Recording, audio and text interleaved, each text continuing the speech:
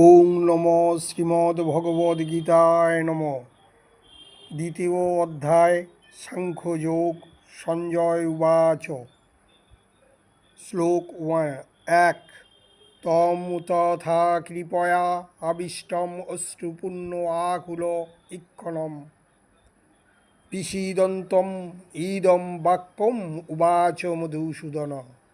অর্থাৎ সঞ্জয় বললেন, অর্জুনকে এভাবে অনুতপ্ত, ব্যাকুল ও অশ্রুসিক্ত দেখে কৃপয়া আবিষ্ট হয়ে মধুসূদন বা শ্রীকৃষ্ণ এই কথাগুলি বললেন।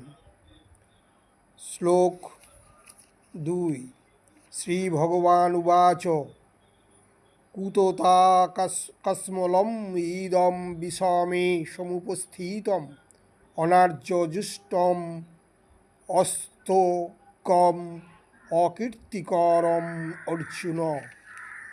অর্থাৎ পুরুষোত্তম শ্রী ভগবান বললেন, প্রিয় অর্জুন, এই ঘোর সংকটময় যুদ্ধস্থলে যারা জীবনের প্রকৃত মূল্য বোঝে না, সেই সব অনার্যের মতো শোকানল তোমার হৃদয়ে কীভাবে প্রজ্বলিত